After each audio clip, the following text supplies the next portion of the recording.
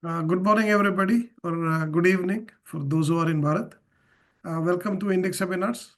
Today we have Dr. Madhura Phatak with us, talking about principles of Ayurvedic healthcare, essentially a little bit of history and then the framework of Ayurveda, and then perhaps some practical tips on how Ayurveda can help our life and uh, towards health and prosperity.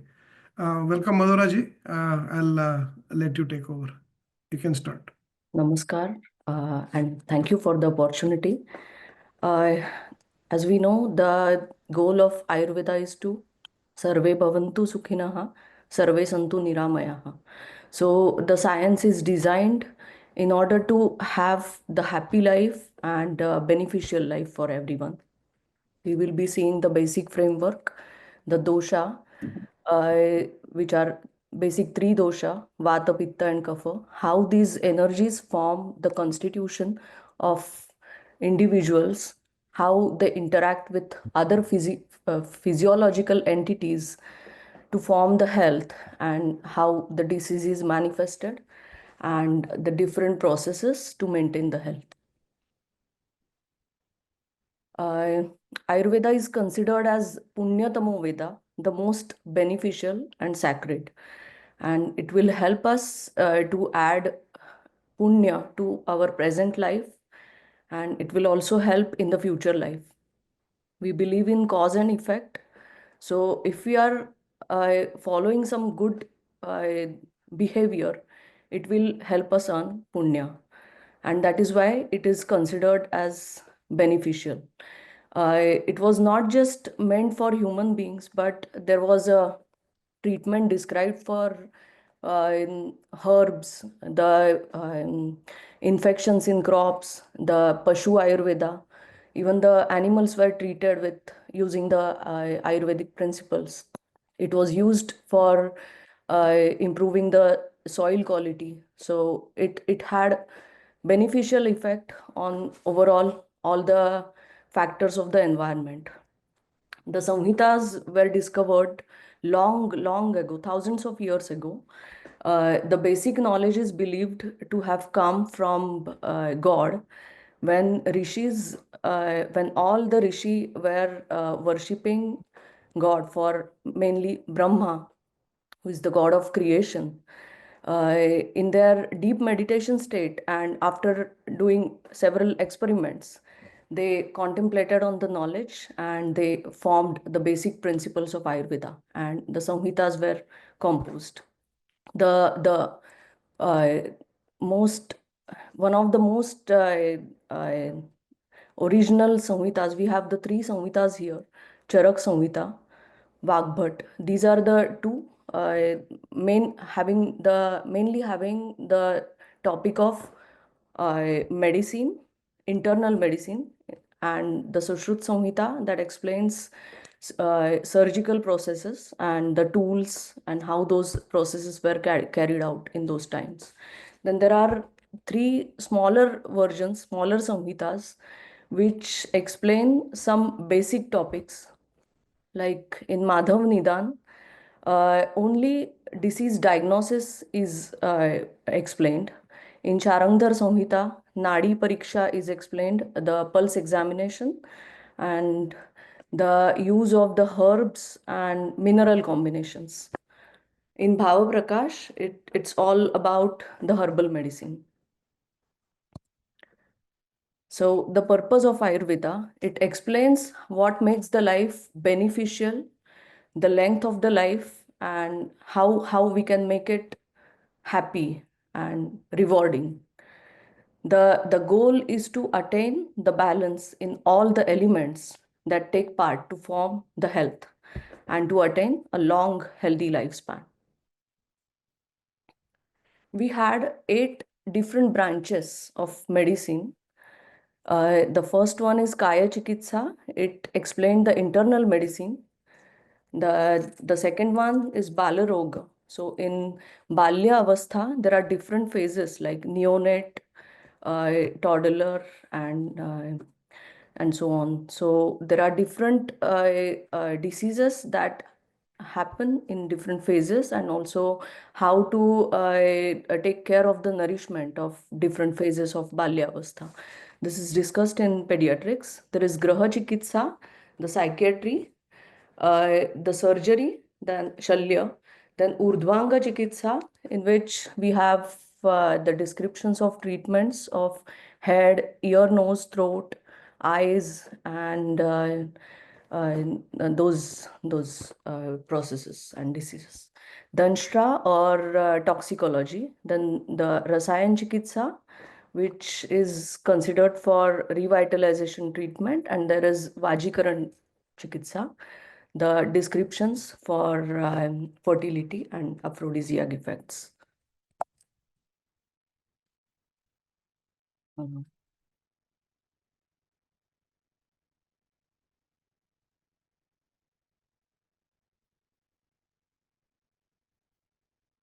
So we have the different factors here. The base is formed by dosha, dhatu, and mala. Dosha here are the energies. Uh, these things have material existence, and all those things that have material existence, they are described using the Vimshati Guna, the 20 properties. And these Vimshati Guna are mainly the combinations of 10 opposite properties. Like there will be Hema, means coolant property, cool effect inside the body when the substance is consumed, or it will have a cool touch. And opposite of that is Ushna. Then there is heavy, Guru, and light. Laghu. Manda is dull, Tikshna is sharp, Snigdha, Anctus, oily, Ruksha is dry, Shlakshna, smooth, and Khara is rough. So all these opposite properties, they give effect to all the physical substances. Using these, we describe all the vata, pitta, and kapha. So it said that sarvam dravyam panchabhautikam, and that means all the material things are made up of only five elements. There is no sixth element. And these five elements are earth, that causes shape or gives stability. Then there is water, which causes fluidity, fire, which is responsible for conversion and heat. Air is responsible for movement, and ether. Ether is basically vacuum, absence of air. It produces spaces inside the definite shapes. So using these five elements, three dosha were derived.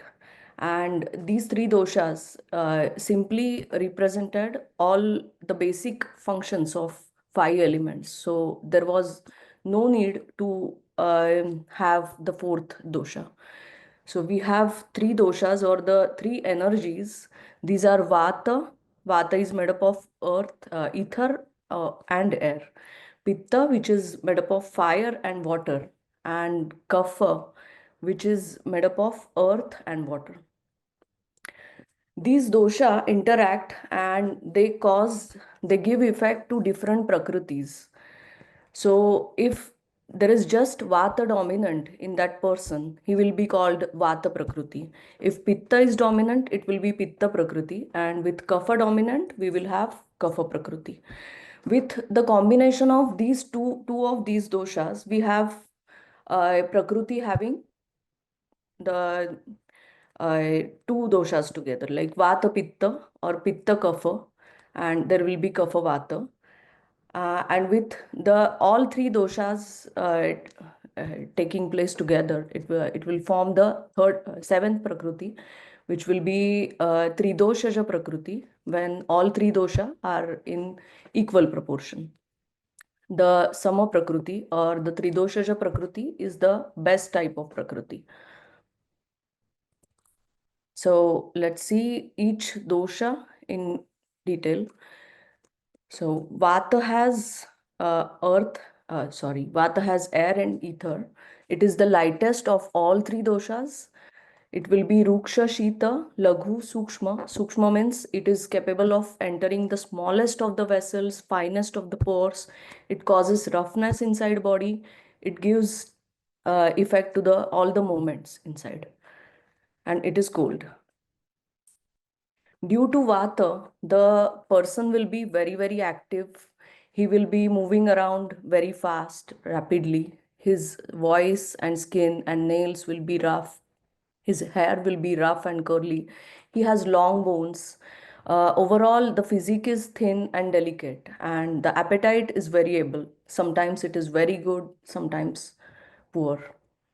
So, in balance, the Vata causes the person to be vibrant, enthusiastic, creative, and artistic. But when Vata is in imbalance, so the imbalance causes by augmentation, like if the person is coming in contact with the substances of having the same properties of Vata, and the this concomitance is continued, it's happening again and again, then it causes the properties of Vata to increase, and that will cause Vata imbalance. That results in some physical symptoms and some symptoms that affect the mind. Inside the body, the person will have gases or constipation. The skin will be extra rough and scratchy. Uh, he will feel coldness. Then the symptoms that affect the mind, this will be having imbalance of thoughts, indecisiveness, inconsistency in actions, being nervousness. So what drives out of balance? The stimulants, alcohol, dry and light things, constant movement or a long journey, uh, then the fatigue, irregularity, these things will cause vata imbalance. So whatever food that we eat, it has 6 different tests. And 3 of those tests are responsible for bringing vata in balance. Those 3 tests are favorable for vata person. So he should have the food testing sweet, sour, or salty. That will help vata to come back to original state. The exercises suitable for Vata person are slow to medium pace exercises. Like the Vata person is cannot run a longer distances, or a long hike will cause again increase in Vata, but he can walk at medium pace, or he can do yoga or a medium pace dance that is suitable, or exercise for not so long duration, medium duration. So Pitta, the second dosha, it is responsible for conversion or digestion, and it gives hot, warm temperature to the body. It is made up of fire and water. Pitta is basically sharp, hot, liquid. It has a pungent odor, and with opposite properties, pitta will come back in balance, and with the same properties it will go out of balance. So a pitta person has a rosy skin, pinkish complexion, medium build, and he is goal oriented. He's a very good leader, sharp decisions, and he can finish the tasks very like properly. uh, when he's in balance, the person is passionate, friendly, and goal oriented. But when out of balance, the person will be blaming, controlling, he will be jealous and critical, angry. The body symptoms include the heartburn, acid reflux, diarrhea. What drives pitta out of balance? Again, the stimulants, alcohol, very hot and spicy food, fried food, and then the insomnia. Due to insomnia, pitta rises, vata also rise. The perfectionist attitude, this will cause disturbance in the mind, and again imbalance in the pitta. Overscheduling, overexposure to the media or over exposure to the sense organs. That will also cause pitta disturbances. The suitable tests for pitta are sweet, bitter, and astringent. All these three tests are cooler, and they are exactly in opposite, having exact opposite properties to that of pitta. The suitable exercises for pitta are medium paced and those which will not cause excessive heat inside the body. So a pitta person can go for swimming, or he can go for a medium paced hiking. Running is all right. uh, he can do yoga and dance. Kapha. Kapha, it gives stability to the body and it lubricates. It is made up of earth and water. The qualities of kapha is it is wet, heavy. Heavy is guru. It is cold, and pitchila. Uh, it is difficult to move kapha from one place to other place. So a kapha person is stout, muscular. Then he has a large bones, big round features. The skin is pale and thick. Uh, the person is gentle in mannerism, but overall slow paced. When kapha is in balance, the person is calm, gentle, loving, compassionate, and reliable. Out of balance, kapha causes uh, inactivity, inertia. The person doesn't move. He's sleeping a lot, or he's lazy. Then there is excessive weight gain. Diseases such as diabetes, cholesterol. Then there is depression.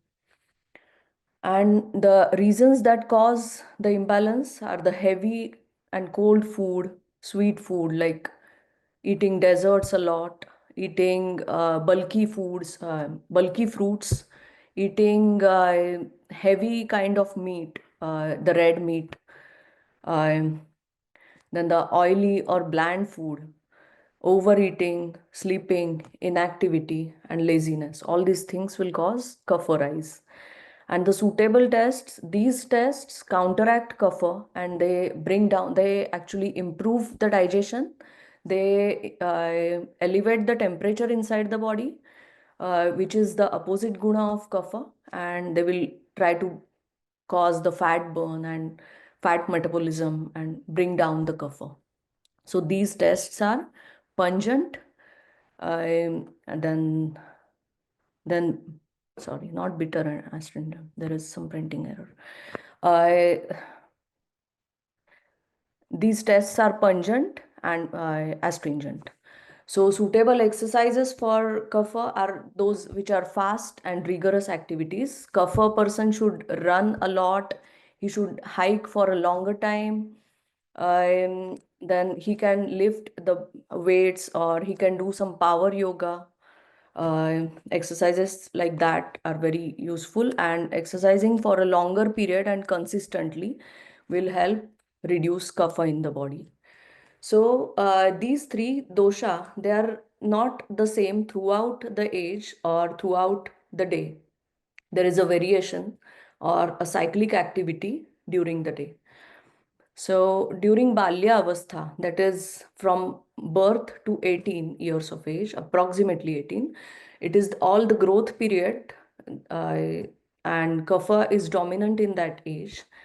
Uh, Pitta is the Madhyavastha. In Kapha Avastha, we see mainly the conditions related to the Kapha.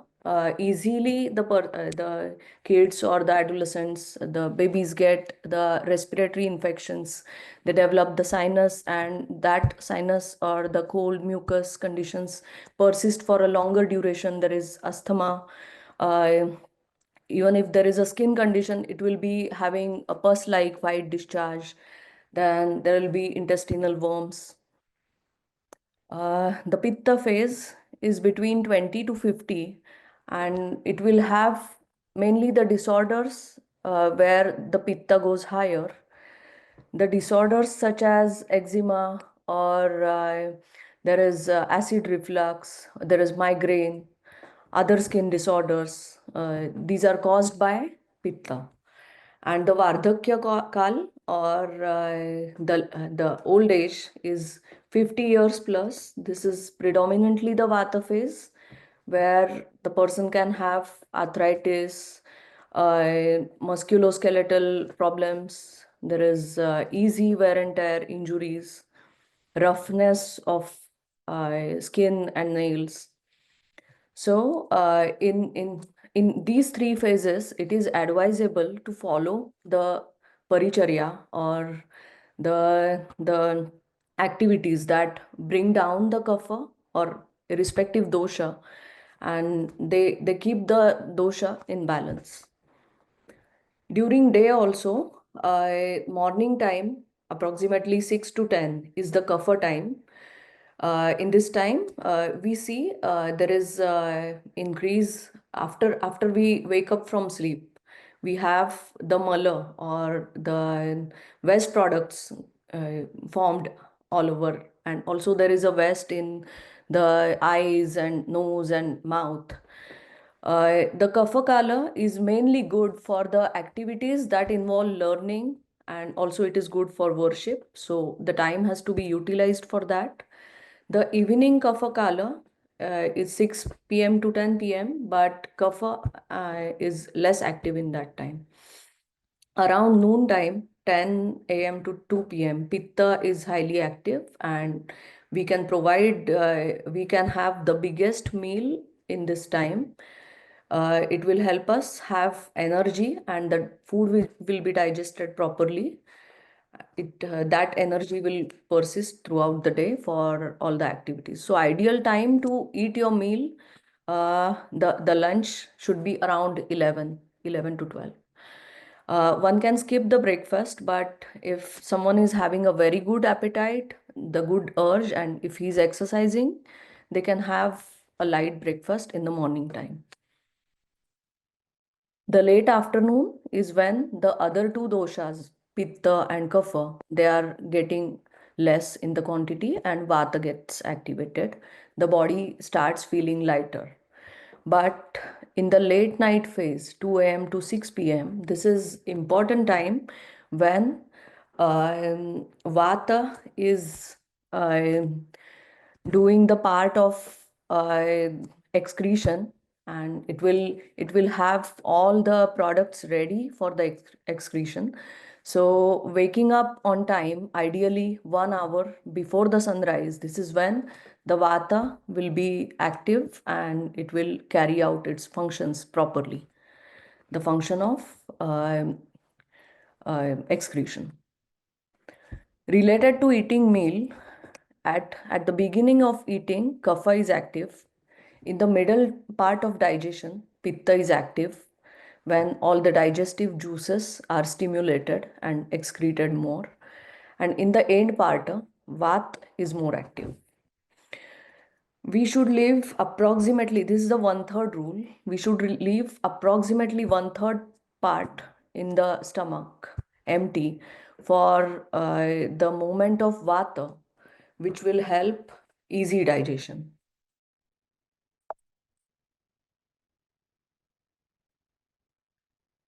Other important entities are the Saptadhatu, the 7 tissues, the rasa, the plasma, rakta, the blood. When body is functioning, the dosha are functioning properly, the rasa and rakta will give a nice glow to the skin. The mausa, that is the muscle, meda, the adipose tissue, which is responsible for the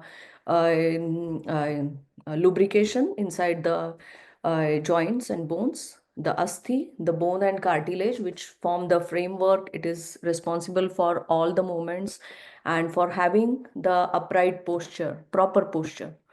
Majja, or the nervous system, and the shukra, or the reproductive system. Then there are the three mala, Purisha, Mutra, and Sweda. Purisha, the feces, Mutra, the urine, and Sweda, the sweat.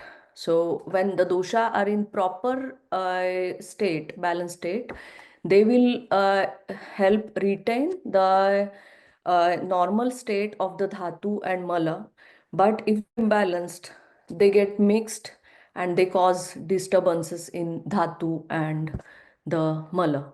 So dhatu and mala are called dusha, those which get polluted due to the dosha.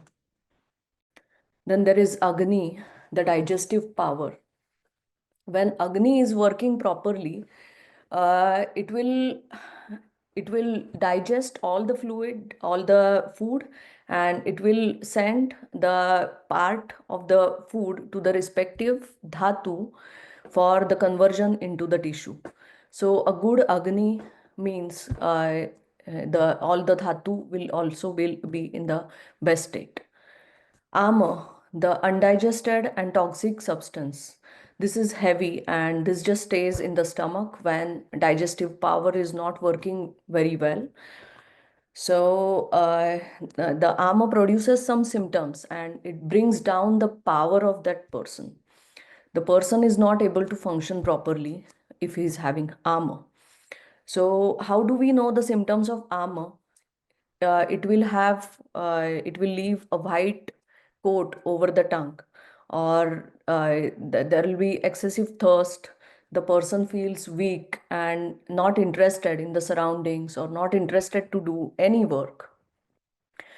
So one should avoid eating excess. If the digestion is not working properly, uh, one should try to have some uh, medicines or herbs that will aid the digestion. And also, if there is armor, medicines have to be taken to digest the armor.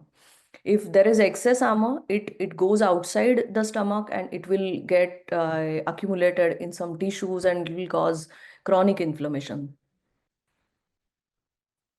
Then we have Oja. Oja is called the vital strength, and it is responsible for the aura or the immunity or the strength of that person. When all the seven tissues are in a very good state, the Oja will be also in good state. We have to consume some food like um, the milk, the cow milk or the ghee that comes from cow milk. Also, some other foods that help sustain the oja. They are the fruits that enhance the quality of rasa and rakta. So the person, when he has a good quantity of oja, he will work efficiently and he will be very confident. The person with decreased oja will be having a constant worry or fear. Also, the immunity goes down. Then we have srotasa. Srotasa are like different organs or the channels that help the flow of substances all over the body. Srotasa also get polluted due to imbalance dosha. There is one important entity called, it is a physiological process. It is called Vega. Vega are the urges produced inside the body. There are Adharaniya Vega, the urges which are to be suppressed, means you shouldn't be expressing them. And there are Dharaniya Vega, those which are to be won over. So if this is the list of Dharaniya Vega, if they are blocked or they are uh, not, they are suppressed. If there is a sneezing and if it is suppressed, it is a physiological force. Suppressing that will cause some more problems and some symptoms inside the body. For example, when we suppress the sneezing, it will cause increasing pressure on the heart. It will cause migraine and things like that. So one more thing, just as the suppression is wrong in case of Adharaniya Vega, um, expression when in absence of urge is also a bad thing. It is called Vega Udirana, means uh, expressing the urge when in absence. You're not having the cough and still you're just making it out, or you're not having the feeling of urine and still you're going again and again. That will put pressure on the organs involved. Dharaniya Vega, these are the negative feelings of the mind: desire, anger, greediness, despair. Uh, we shouldn't express them. These are to be suppressed, and we should know how to manage the emotions, and we should be balanced we have these emotions. We shouldn't be carried away. The different types of the disease in Ayurveda: curable and incurable. Those which can be cured easily, sukha sadhya. Those which are tough to cure, kashta sadhya. Incurable are yapya. We have to take medicine lifelong in order to keep the dosha in the balance. Pratyakhya, these involve the vital organs and these are incurable. It's hard to treat them. So, Sharira Roga, diseases of the body, and Manasa Roga, diseases of the mind. The disease progression usually takes place in 6 steps. The Sanchaya, when the dosha starts accumulation in its own place. So, for the Vata, we just missed out this point, that the main place of Vata is large intestine, long bones, skin, ear, and pelvis. The main position of pitta is around the belly button, the organs that are involved in digestion, which are liver, spleen, and the small intestine. And the place of kapha is urasthan, the thorax, heart and lungs, and stomach. So, in Sanchaya, the dosha accumulates in its own place. In Prakopa, the accumulation keeps continuing. Prasara, the increased dosha goes outside. It just floods out.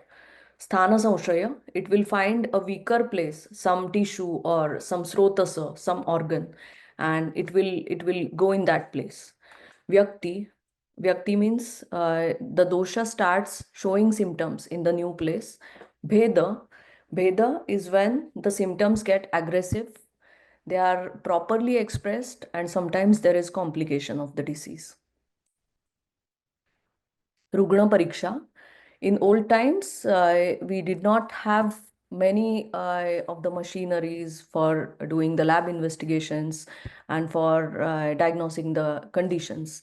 So, in those times, they had the Trivida Pariksha.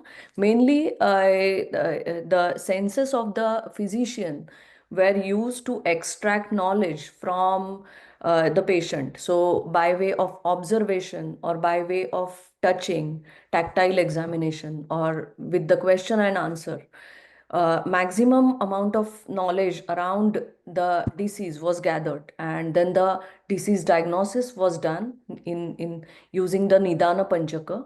Here, the Nidana means Hetu. Hetu is the root cause or the starting point of the disease.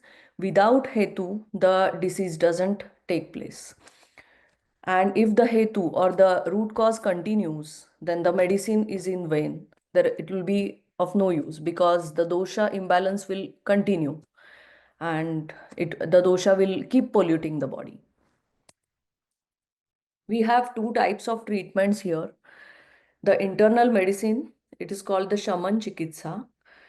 In internal medicine, the medicine can be given in form of liquid or combined. It can be a ghee, medicated oil. If it is in solid form like powder or tablets, it is combined with a carrier substance which is in liquid form. This carrier substance is called Anupana. This Anupana is selected based on the dosha. So for Vata, we will have milk and sugar, or we will have oil. Or for Pitta, we can have milk. Then for Kapha, usually honey is used for Anupana. Anupana enhances the action of the medicine, and there is also the specific kala, the time when the medicine is given. So, for example, one type of vata. We have 5 types each of dosha. I mean, for vata we will have 5 types, pitta we will have, for kapha we will have. And in specific diagnosis, the physician uh, uh, tries to identify the exact type of dosha that has gone in out of balance. So for apana vikruti, the medicine is given just before eating the meal. So apana is the most downward area of vata, the end part of intestine, and due to the pressure of the food pushes the medicine downwards in the intestine area where it will act. So giving the medicine in exact kala also has it helps exactly targeting the place where the vikruti is taking place. Shodhana. So the corrected diet also acts like a internal medicine. Shodhana, the other type of treatment, it is removing the dosha outside the body. So when sometimes the dosha are excessively increased, and if we keep taking the internal medicine, it will take months together to treat the condition slowly and slowly. In that case, Shodhana treatment will be the treatment of choice. So, Vamana is used to remove kapha dosha, and Vamana is inducing vomiting using some medicines. Virechana is inducing loose motions and removing pitta. Then the Nasya is giving medicines through the nostrils that will have healing effect for various disorders. Basti or Vasti. This is the combination of enemas which consists oil enemas and the enemas using decoctions. And during Vasti, there is a two-way transfer.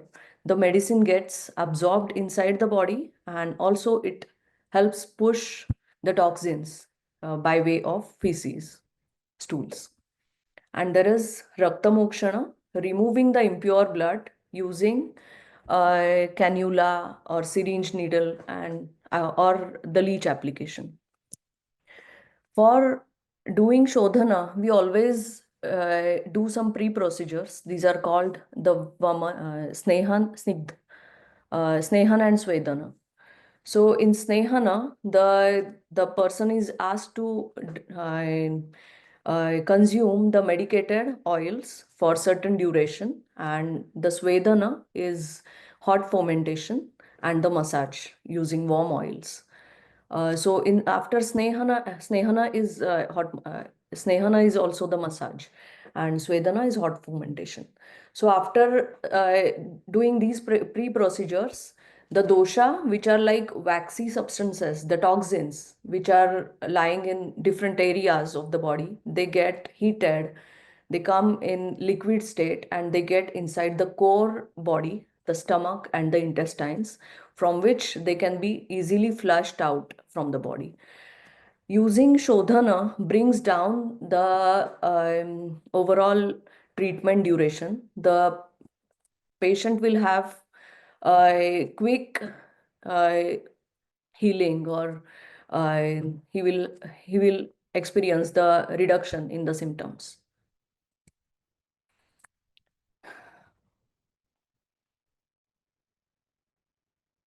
Healthy living and seasonal routines.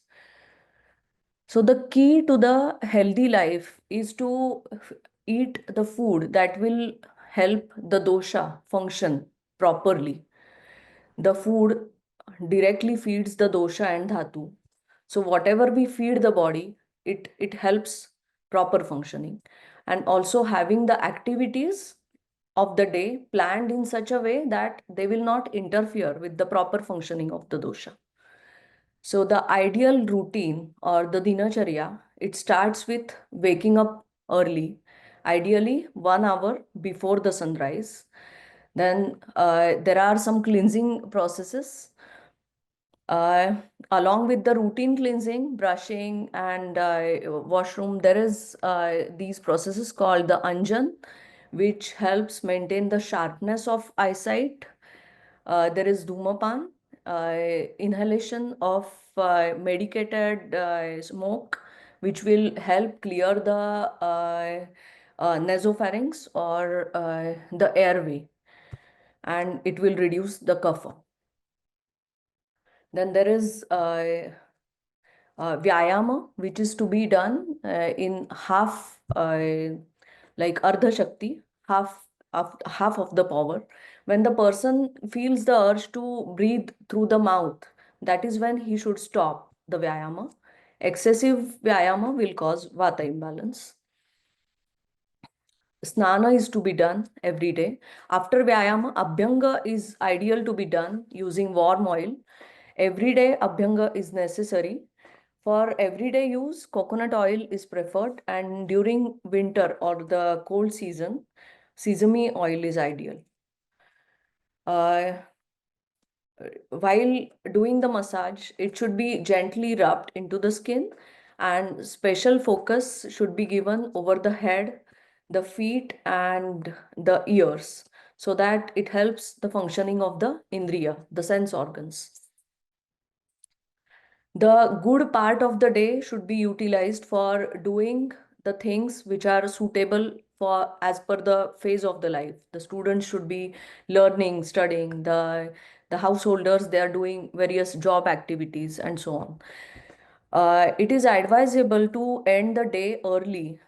uh, it is good to have the dinner early. Do not eat anything within 2 to 3 hours before going to sleep.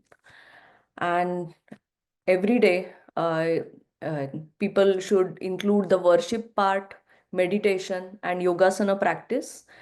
The yogasana not just help in improving the muscle tone and the memory and sleep, but they also help for deep relaxation. The flexion and extension moments that happen during yoga, especially in the core area, the stomach, abdomen, they help push the toxins inside, outside very easily. They help the movement of the intestine and help the burning of the fat around the core muscles. Regarding the ahara, the ideal time to eat should be around 12 o'clock and 6 o'clock in the evening. The ahara should be proportionate as per the individual's pachan shakti, that is the digestion. It is different for different individuals, and also it is different during the seasonal variations. The time has to be consistent. The food should be warm. It should have the unctus, oily portion. It should have liquid substances like dal or buttermilk. Then it's good to eat food in solitude, or you can have it along with the loved ones, but avoid discussing on stressful topics.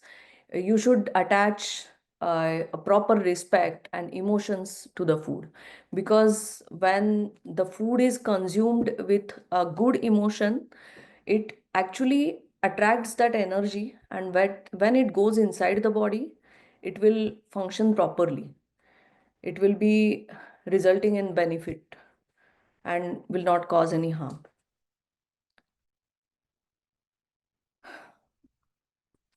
We should take efforts to have the deep sleep, and we should not consume any screen or any social media before going to bed. The senses should be used in moderation, and over usage just causes disturbances in the sense and the mind, so it should be avoided. When the season changes, there are changes in the temperature, humidity. These causes different effects over the body. So the Vata season is mainly during the winter time, December to February.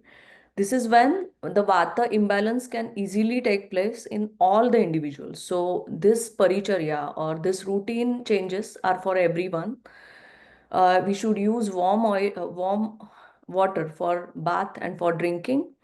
The food is heavy during this season. The use of oil, ghee, jaggery, oil seeds, this is advised. We can exercise moderately and we can sleep for a longer duration during this season, and we should have frequent massages. Also, we should make a point to celebrate all the festivals that come in the specific seasons. We should have the food that is attached, that is specifically described for that festivals, and also the rituals are important because those rituals help us do some activities outside in the group, that will bring down the vata. So for example, in India, people go for kite flying in the terrace. They get the sunlight, and that helps increase the heat inside the body, that induces the vitamin production, and all such activities should be promoted. The kapha imbalance takes place during the spring season. It is advisable to have moderate spices during this season, and one should avoid excessive sweet food. Also, the outside exposure should be it should be moderate in vata and kapha season. If you are more to having more kapha imbalances, like if you can easily develop sinus and cold problems, the exposures should be restricted. Kapha, during kapha season, we can exercise a lot. We can have massage with sesame oil, and there should be no daytime napping strictly. The daytime napping overall should be avoided by all the individuals except the bala, the aged people, and the pregnant women. The pitta imbalance, it usually takes place in summer season, and in Bharat, pitta imbalance happens during Sharad Rutu, which coincides with October. So during October, there is excess heat which will cause the pitta to go up. During this season, we get Kojagiri Purnima, so it should be celebrated. People usually go on the terrace in the night time. There is Navaratri, and we have the milk delicacies. So overall, the food is soothing and cooling. It will help heal the pitta during, and one should have more food which is sweet, bitter, and astringent in taste. Activities. So the oil massage is can be done using the coconut oil, and sleep and exercise should be moderate during pitta imbalance. So a well-balanced diet and a good routine, having balanced activities, will help us function efficiently.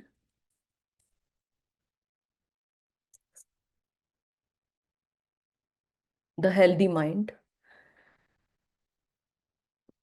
The psychological health has a great impact on a person's productivity and overall the satisfaction. In order to maintain the good psychology, there are all these things described in Ayurveda. Ayurveda recognizes the direct relation between the mental health and the physical health. If a person is having any physical disease, it will cause stresses, mental imbalance. But if there is a mental illness, sickness, it will also cause some symptoms in the body, which we call as the psychosomatic disorders. There will be chronic headache, or there might be some skin problem, or loss of sleep, like that. So to overcome such conditions, Ayurveda has some treatments which can be the Panchakarma treatments or the use of herbs. such as the Brahmi, Ashwagandha, or Jatamausi. But in general, to restore the health of the mind, we can follow these precautions. Anna is said to be a tool which it is the best tool for the construction of the mind and the construction of the healthy body. Vritti means the feelings that come in the mind or the activities of the body. So, as we know, Anna helps build the body, the Dhatu and the Dosha. I imagine a vessel is containing some food and the vessel is not in a good condition. It has a lot of dust or it is rusted. So, the food will get bad if it is stored in that vessel. Mind is just like the food inside the body in form of vessel. If the body is not nourished properly, it will also affect the mind. So one should try to have a proper diet as per his dosha. One should try to balance the dosha constitution. Here we have the description of sattvic ahara. Sattvic Madhuraji, ahara. sorry to bother. It's Oh yeah. 11:50, so if you can wrap up in 5 minutes. Oh yeah. Okay. Yes. Sattvic ahara will help us build strength, happiness, and satisfaction. Rajasic ahara just causes increase in the pitta, increase in the pain and grief and diseases. And tamasic ahara will be responsible for ignorance or laziness. So one should have the sattvic ahara. Sorry.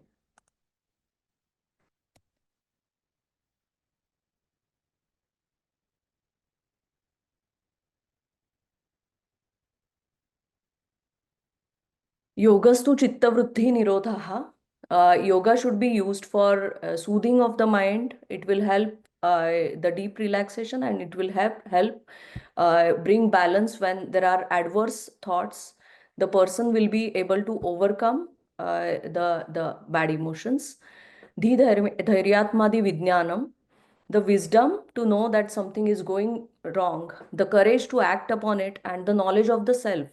So, to have that knowledge, one should continuously question his own thoughts, whether he's doing the right thing, appropriate to the age, appropriate to the place. He has to check that in so that he will not have disturbing thoughts or unrealistic expectations. Then these things, living with nature, it brings down the stress level. Recreation with right thing. The definition of swastha, when all the dosha, agni, dhatu, the processes of excretion of toxins, these are in the balance, when there is harmony in the atma, indriya and mana, the person is said to be swastha.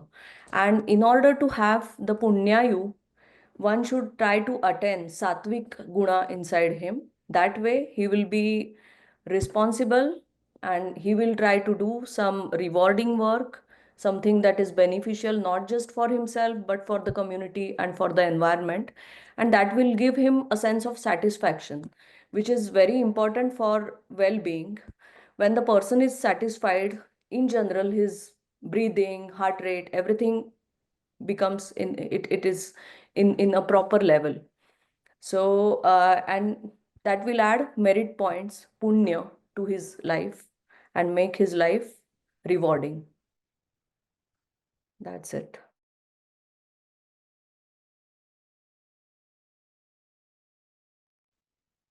Thank you, Madhuraji. Excellent, excellent presentation. I mean, lots of practical tips, right from your physical health to mental health to spiritual progress. Amazing. It's part of Ayurveda. That's good to see.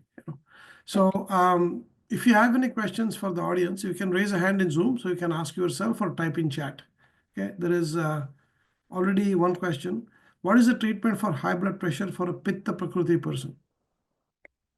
For the Pitta Rugna, for every Rugna, we should get the knowledge what he is eating and what overall his lifestyle is, so that we should be able to find out the exact cause of the disease. But overall, the Pitta person should eat less spicy food, less of the stimulants. Alcohol is not permitted. The activities should be moderate. He should try to focus on the deep sleep, and the yoga part will be helpful. And also there is medication, but again, I cannot give you the exact names of the medicine. We have to find out the dosha, the dhatu, and the symptoms, how they are manifested. That way we should be able to design the treatment. So would this apply for general blood pressure patients, or is it very specific to Prakruti, Pitta Prakruti?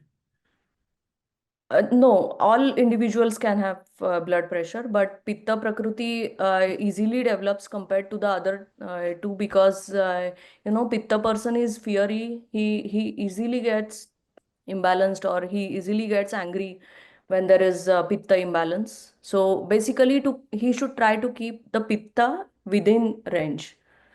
So for these, I would say there are two types of pranayam: the Shitali, Shitkari, or the Anulom Vilom, which will help, it will help to keep maintain the coolness and balanced state inside the mind and body, and avoid the pitta causes like getting exposed to excess sun, not sleeping well, then having a very spicy diet, having alcohol, or easily getting angry, or overscheduling. These things should be avoided. He should have proper time for relaxation. Bhupendra ji, please go ahead. Yeah, I have one question, Madhura ji. Hmm. So, who should do Panchakarma? Because it's, uh, I mean, if someone has lots of vata because they have joint problem or knee problem, Mhm. and they have lots of vata, and so do you recommend Panchakarma I mean, frequently, or every 2-3 years or something like that? Depending on the condition of the person or the condition of the disease, we can choose some of the treatments of the Panchakarma. Not every treatment is necessary, but these treatments are targeted towards specific dosha. If he is having lot of vata problems, Basti Chikitsa or Basti treatment will be ideal, and Basti can be done every year. So he can get a Basti schedule designed as per his condition. Okay, But thank you. but even the other conditions are useful for different diseases, and these days, even the married couples, when they have to plan the family, they before planning for the childbirth, they go for the Ayurveda consultation, and they get some of the Panchakarma treatments done, so that it helps the helps attain the purity of the dosha state, because some of the dosha can be transferred to the next progeny also. So the Panchakarma will be useful in wide variety of disorders, and also for the healthy individuals. Okay, thank you. Yeah. One more question from Meghali ji. Any guide to alleviate thyroid? Actually, no. Again, it depends on the person. Without seeing the symptoms and without checking it is difficult to comment on that. A So, condition like thyroid doesn't exist, but in Ayurveda, but right. we will be diagnosing the condition based on the patient Okay, symptoms. but any food tips or any exercise tips for thyroid, or you just have to look at individual person? Yes, individual perspective. Okay. What about diabetes and cholesterol? Any tips on how to reduce it? I mean, More general tips. diabetic, It's not, I know, specific to individual, but general tips. in general, person have to exercise. Diabetes, cholesterol, these are the conditions that have a lot of kapha and meda. The person will be having bulky and heavy body, so he should try to have better metabolism. He should try to exercise a lot. That should help. In general,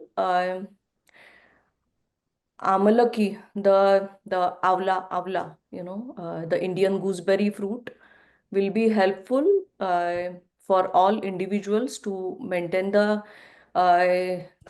youth or the health, because in all chronic disorders, usually they in the later phase the vata increases, and it causes the easy destruction of the tissues. So in order to maintain the youth and the tissue condition, only I can only prescribe to have the amalaki or the gooseberry, the moravla, the amlaki jam, avla jam, or one can have the chawanprash. That will help.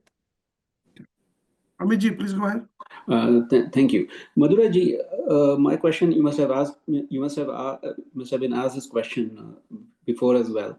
But it is like, see, Ayurveda was devised or thought about in the people living in Bharat Desh for such a long time. How can this be modified to people living in, say, this part of the world, where the seasons are different, the days, timings are different, the availability of food and everything else is different. So how do you modify that, or like how much can it be applicable? Thank you. So each dosha has specific this dosha cycle was described in respect of Bharat, the weather conditions that existed in Bharat. But if we see in northern hemisphere, the dosha condition will be quite similar. In south, southern hemisphere, it will be exactly opposite, because they experience the opposite seasons compared to us. But the key will be to understand the dosha, in what season it gets out of balance. Vata will always be out of balance in winter season. So wherever you are, whenever there is the winter season, there will be vata imbalance, and you have to follow the vata paricharya. That is how it is. One quick question here. What is the recommendation of using sesame oil versus coconut oil? When should we use it? Coconut oil is in general useful, except the winter season, because coconut oil has the inherent coolness. So it can be used during summer also, and for all the individuals it will be useful. But sesame oil has a more heat, or it has more calorific value, we can say. So it will give more heated feeling to the skin when it is used in massage. So it has to be used specifically in winter. If it is used in summer, it will have some side effects, like the pitta person he's already having higher body temperature than the vata and kapha people. So he will easily experience the skin problem or skin getting some eruptions due to massage with a hot oil. So eczema is one condition. It's always already irritated, right? So if you Yes. put hot oil, then it's not good for those Yes. patients, right? Okay. One more question is for diabetic people. Any other recommendation than rice and wheat? Because that's become part of our diet. What should we eat other than rice and wheat? We should include the other millets, jawar, bajra, all those millets, and then the lentils are very good. And as per the 1/3 rule, the 1/3 portion of the stomach should be filled with solid food, and that should include everything, like the cooked grains, the fibers, vegetables, and the curries, everything that comes, the thick curries that comes in the 1/3 portion. So if the person is, if he wants to lose weight, he should have, or if he's a diabetic and he doesn't want to eat starchy food, he should have more vegetables and fibers in that 1/3 portion. It's almost there. One last question from me, and then we'll stop. Nadi Pariksha. Hmm. Just a quick minute, or half a minute of that test. Would it identify the imbalance? Yes, the dosha mixes with the blood, and it will cause, it will cause different beats, and it can be checked using the Nadi Pariksha. It will cause different gati. The speed is variable. It is different in different individuals. The beats per minute are different. So even sometimes the temperature changes can be felt and it can be compared. So Nadi Pariksha, yes, it exists and it helps in diagnosing the condition. Wonderful.